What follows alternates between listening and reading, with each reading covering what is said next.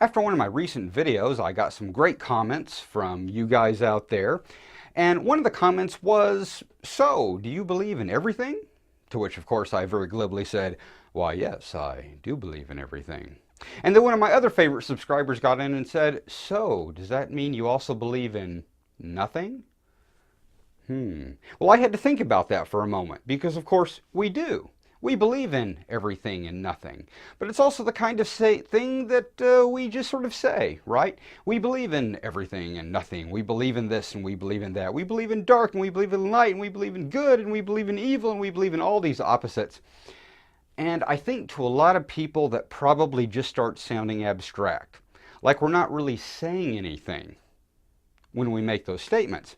And the truth is we are. So as a good example, I'm going to talk about, of course, Omnism, and the way that we look at other systems of belief, or rather other ways of looking at the universe. You'll often hear me say that all religions or all systems of belief have the same value. And my reason for that is another video that I talked about earlier. I believe it was called an Omnist Paradox, where I was talking about having long conversations with a friend of mine, and I had come to the hypothesis that everyone was right, whereas he had come to the hypothesis that everyone was wrong. After thinking about this for a while, of course, I realized that those were both entirely true. They were just different ways of looking at the same thing. It was, in fact, a paradox. Why? Because the believing everything, everything and nothing, everything was saying everyone was right.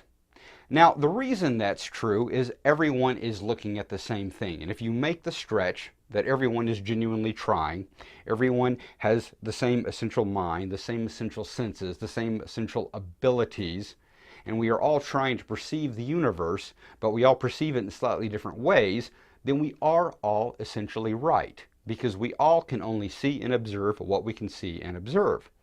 At the same time, we're all wrong, simply by virtue of the fact that we're incredibly limited. Our minds are limited. Our senses are limited. Our language is limited. So even if you have an amazing mystic like Jesus Christ or Muhammad or Buddha or Krishna, any of them that, let's say for instance, they have a perfect plug-in to God, to the universe, to all of existence, in whatever way you want to put that, they can only bring that information back in ways that you and I can understand it, in ways that you and I can perceive it, if for no other reason than the fact that language is very, very limited.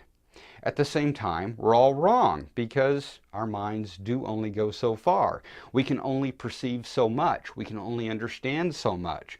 So whether you're talking about the scientist who's looking out at the cosmos, and in many ways, the scientist is looking through the universe through kind of a pinhole, because they can only see so much. And more than that, they can only really call science what can be experimented on, what can be dragged into the lab and looked at and experimented on in a certain way and repeated enough times that you can call it science. And in the exact same way, your mystics and your religious leaders and, in fact, your philosophers, we can only perceive so much of the universe. We can only bring so much of it back. So in that respect, we are all wrong, simply by virtue of being human. So we are all right and we are all wrong, and the way to rise above that paradox, if you accept both of those things to essentially be true, is to say, okay, well, if we're all wrong and we're all right, then what we're really saying is all of our perceptions have the same value. And the whole reason I bring all of that up is simply to show that when we say everything and nothing, those aren't just random terms. It isn't just absurdities that we throw out. They actually do have values, they actually do have meanings, and there are ways to rise above those paradoxes.